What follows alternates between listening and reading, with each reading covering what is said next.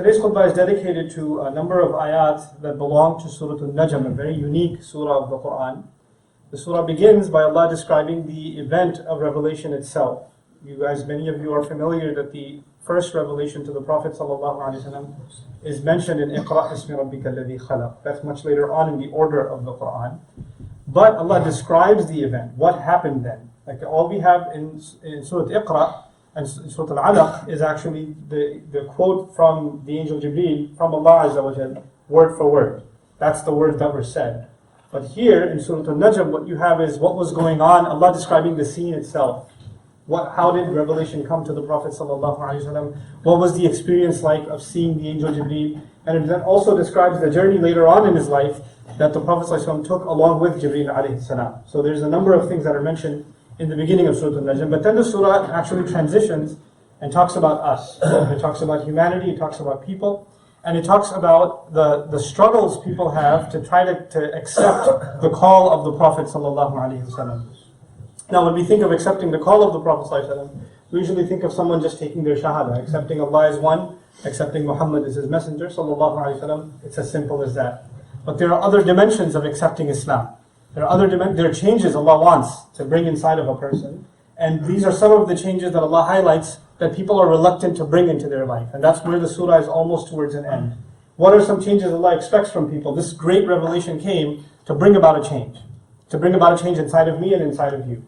And some of those changes are very, very hard to make. They're not easy changes. Because we're comfortable in one place and we don't want to move from that place to another place. Right? So Allah will describe people now in these ayat that have a hard time changing. And I wanted to share this khutbah with you because you and I often can find ourselves in that place. We recognize what is wrong, we recognize what we need to fix, and we're having a hard time changing ourselves. Or we find ourselves disappointing not anybody else, but even ourselves over and over again, and not finding a way out from that cycle. So Allah Azza wa Jal says, أَفَرَأَيْتَ الَّذِي تَوَلَّى. Have you seen somebody who turned away?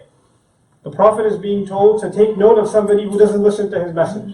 He invites him by the most powerful word ever given, from the most compelling source and the most authenticated source ever given, Allah, and with the most authentic person, credible person ever, Rasulullah himself sallallahu alaihi wasallam, and yet somebody turns away. What could be going on in their head? You know, when somebody doesn't listen to a message, there could be two things wrong. It could be there's something wrong with the message, or maybe there's something wrong with how it was delivered, and it wasn't very convincing, and you're not convinced. But the other could also be that maybe there's something wrong with the person giving it. And you're like, I don't want to listen to this person. They have nothing good to offer me. Or I don't trust them. Or whatever it may be. Even if they have the best things to say. You could have a corrupt politician give the most convincing speech, but people don't want to hear it because he has no credibility. That could happen. Rasulullah ﷺ has the highest credibility. And there's absolutely nothing wrong with the speech of Allah. This is the best of the best. So when he's giving the message of Islam to his audience, there's really no rational reason left for people to walk away. There's no excuse left for people to say, well, what does he know? Or I wasn't that moved by the message. As a matter of fact, when the Quraysh, the most aggressive enemies of Islam, the most aggressive opponents of Islam, are describing the Quran as sihrun yu'thar, magic whose impact is left behind. The fact that they called it magic already tells you that they don't think this is something casual. They recognize this is something supernatural. It is something incredible that cannot be dismissed by some logical argument. So even they, in their dismissal, have to call it magic. That's actually an insult to the Prophet ﷺ, but understand that in that insult there's also a compliment. They're recognizing the power of the Quran. By the way, when you call something magic, then you're saying there's something unseen, unexplained going on here that I can't quite put my finger on, but it's there. So in a sense, they've already taken a leap of faith. They've already believed in some level of the unseen when they say that. But regardless, Allah then highlights this is not, then why aren't they convinced? If they're willing to believe in the unseen and call it magic, why not just believe in Allah? And if they're willing to believe in that and defy common sense and defy logic and take a leap of faith, why not take the right leap of faith? And so Allah then answers that question by saying, وَأَعْطَى قَلِيلًا وَأَكْدَى. This is highlighting one particular dimension of our personality that we have a hard time changing. He says about this person, he gives a little bit. What that means is he's charitable to an extent. وَأَكْدَى. Then he slows down and قَطَعَ مِنْ أَعْطِيَتِهِ. He stops giving. This needs some attention. Allah is describing that human beings, even the ones who don't want to listen to anything about Islam, who don't want to hear what the Prophet have to say. They're also charitable people. They also feel like if they were asked to support some worthy cause, they would give to. They're willing to give and support something good, but that goodness, first of all, they can't give too much, because if they give too much, then there are other things they want to do that they don't want to stop doing. Their money's allocated for some other things. Allah put a consciousness inside of us. That consciousness is inside of an atheist, it's inside of a Christian, a Jew, a Hindu. All of them have it. If they see a child suffering, or even an animal suffering, they'll give. They'll support. Allah put that humanity inside of us. That's something all human beings share. So they do give. Charitability is there. But when it comes to, one way to interpret these ayat is, when it comes to other good things, they hold themselves back. So that dimension of our goodness, you figure, well, yeah, I do drink, I do this, I do the other. Like you make a list of all the bad things you do, but then you say, I do help out though. I do support some good causes.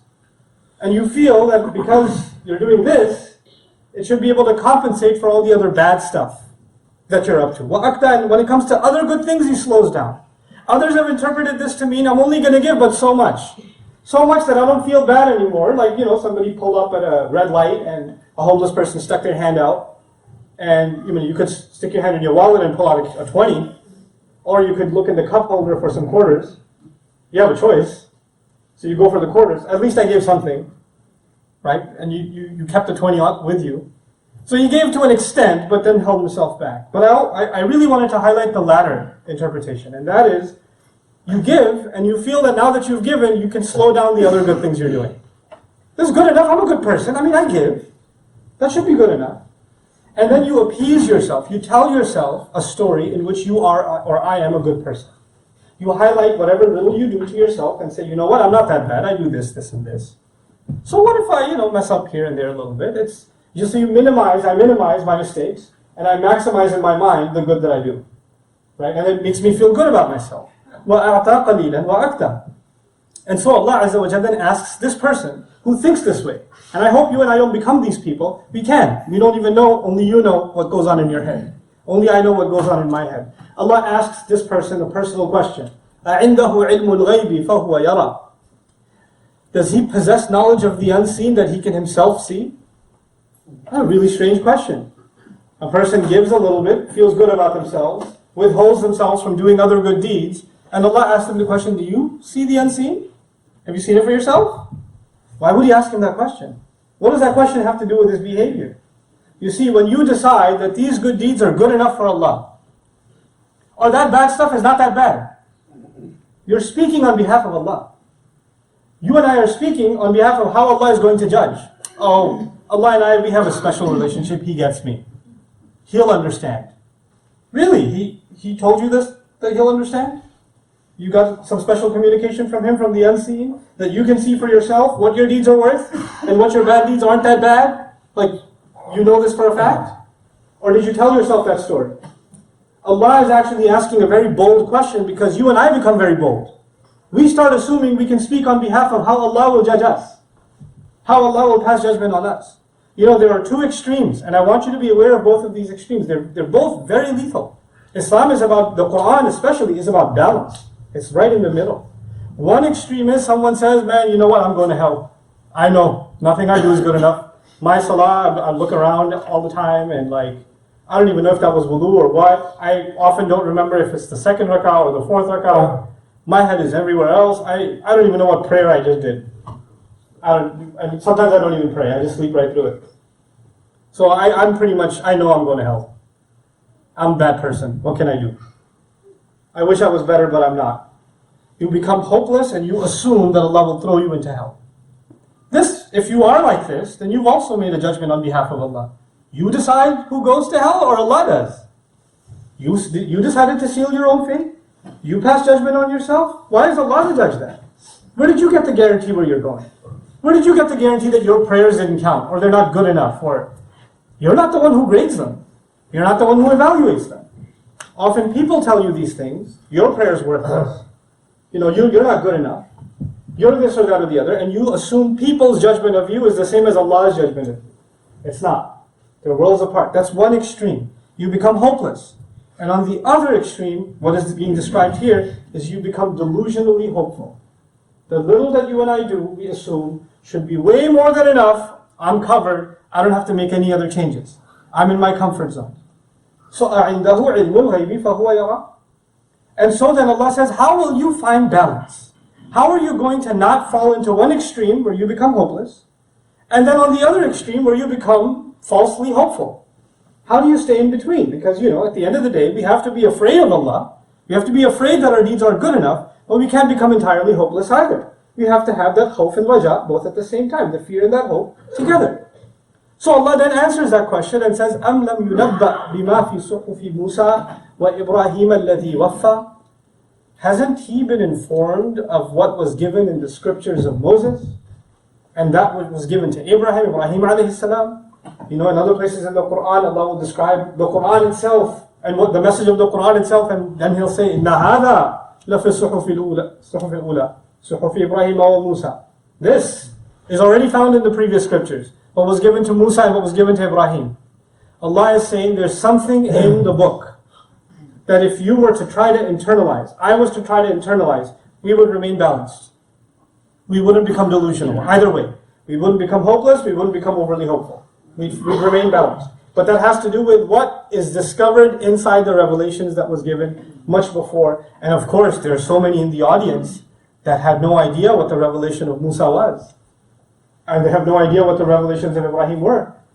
So Allah summarized them for us right here. He said, okay, since you don't know, since many of those scriptures have been lost, let me tell you the part you need, that you can live a balanced life, that you don't become this way. He says, أَلَّا تَزِرُ وَازِرَةٌ وِزْرَ أُخْرَى. That nobody will be carrying anybody else's burden. Nobody will be carrying anybody else's burden. This is one of the most powerful, profound statements in the Quran. You and I are going to be held responsible for who? Ourselves. At the end of the day, I have to be able to answer Allah for the choices I make. I will not be able to blame society, pressure, friends, family, put something on someone else. It's going to have to be me.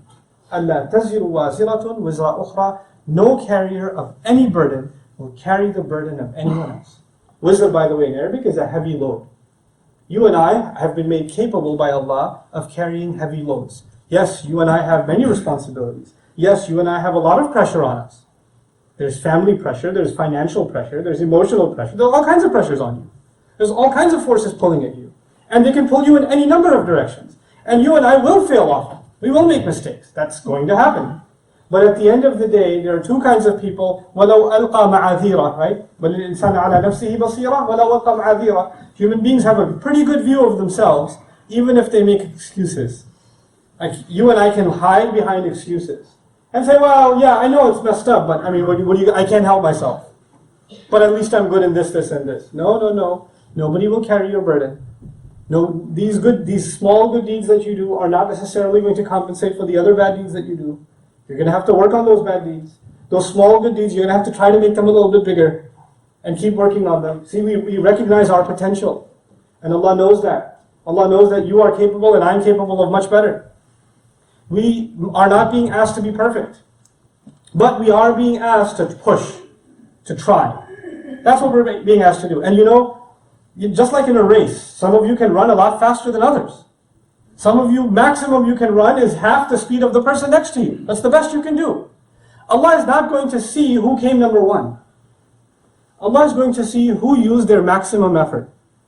I want you to remember this example. It could be the case that somebody wins a race, but they put no effort in it. It was easy for them. It was extremely easy for them. They beat everybody else. Now, Allah, in the case of good deeds, Allah is not interested that you beat others, that you gave more charity than others, that you did more than others did. He's not interested. He's interested in seeing what were you capable of, what potential did you have, and did you exhaust your potential or not? And that's a question that's different from one person to the next, and this is why Allah says, your burden, nobody else can carry. أَلَّا تَزِرُ وَازِرَةٌ وِزْرَ أُخْرَى. Because all of us are capable of carrying different burdens. We don't have the same capacity. Every individual has to actually ask themselves. Understand what this means. It actually means you don't get to say, well, at least I'm not as bad as that guy. Well, what do you expect me to be good like that person? I can't be that. Allah is not asking you to compare. Allah is asking you to look inside yourself. take a good look at yourself. I take a good look at myself and say, am I actually doing the very best that I can? Could I be improving?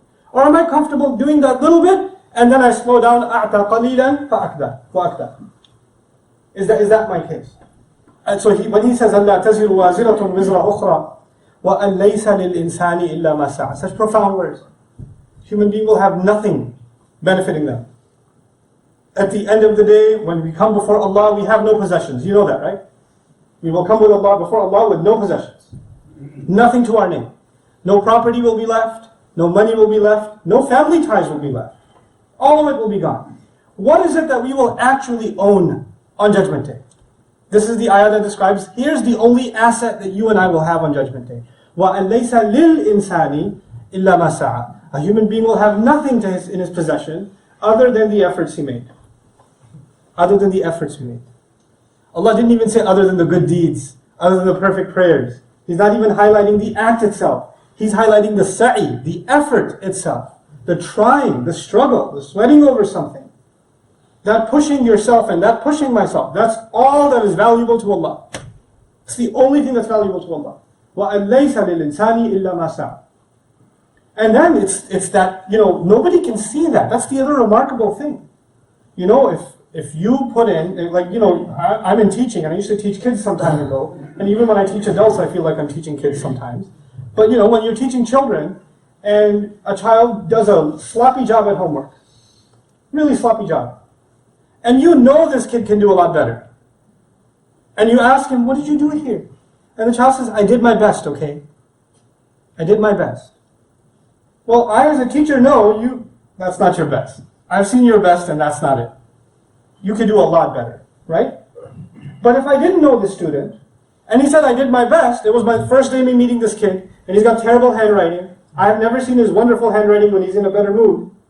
And I look at him and he says he did his best. I'm going to believe him. I don't know any better. I think this is the best he can actually do. I'll give him benefit of the doubt. On Judgment Day, it's not just the quantity of our deeds. It's actually the effort, which is quality. Nobody will know if you did your best. An employee can tell the employer, hey boss, I'm doing my best. How is the employer supposed to know that's his best? There's no way to know. Only you can know if you're doing your best or not, right? But on Judgment Day, that invisible thing, whether or not you did your best, becomes visible. وَأَنَّ سَعْيَهُ سَوْفَ يُرَى. And that his effort soon, in itself, will become visible. The effort will become visible. You see, right now, our actions are visible. Our effort is not visible. Somebody donated $1 million, somebody donated $100,000. Seems like a big amount, but maybe they make 100 million, it's not an effort for them. Somebody donated 50 cents, but the only thing they had in their pocket was 75 cents. That's all they had. That's a huge effort for them. But we won't know that. Allah knows that. And on Judgment Day, it is the quality of our deeds that will become visible. Allah is therefore highlighting, what is our deen asking from us? It's asking a really serious, conscious question to ourselves. What level of effort am I willing to make? What kind of uncomfortable position am I willing to put myself in? Allah is not asking a lot of us. But even the minimum that He asks of us sometimes becomes a lot for people. I want to leave you, there's a lot of ayat to cover, but since our time is getting over, I just want to leave you with one ayat. This passage began with a criticism of someone who gives a little bit, and he assumes that little bit should be good enough, no more effort necessary. That's where we began this conversation. Allah at the end clarifies, by the end of this conversation, He clarifies, in fact, what Allah does for you. And He said some profound words. This is such a brief ayah. وَأَنَّهُ هُوَ أَغْنَى وَأَقْنَى. Allah is the one who makes you wealthy. Allah is the one who gives you independence. Allah is the one who takes care of your problems. Al-ighna in Arabic is to make you independent. You had a dependency on somebody, you had a financial problem, you had a material problem, and Allah is the one who actually removed that problem from you. It's not your efforts. So when you're giving a little from what Allah gave you. It's not from your account, it's from the account Allah filled. That job you got wasn't because of your resume, because of my resume, it's because Allah allowed for that job to happen, that opportunity to happen. So first Allah says, Allah is the one who makes you wealthy to begin with, and you're being cheap with Allah. But even the more profound word after that was wa'aqna. Iqna in Arabic is to make somebody satisfied. It's such an amazing thing to say.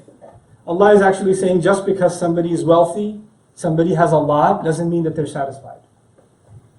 It's not the same thing. Somebody could have more wealth than you've ever imagined, and they're not satisfied.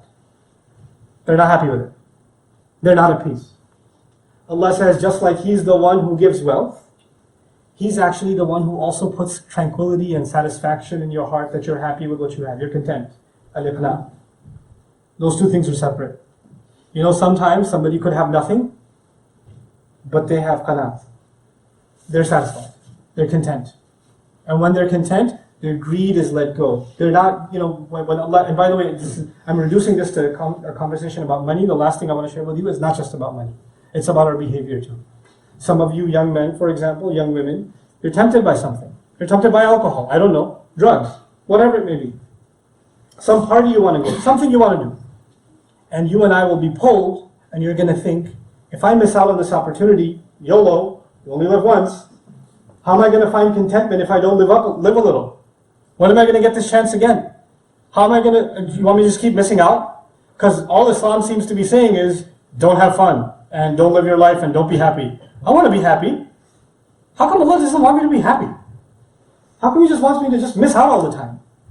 Because I just want to be content. I just want to fulfill what I want.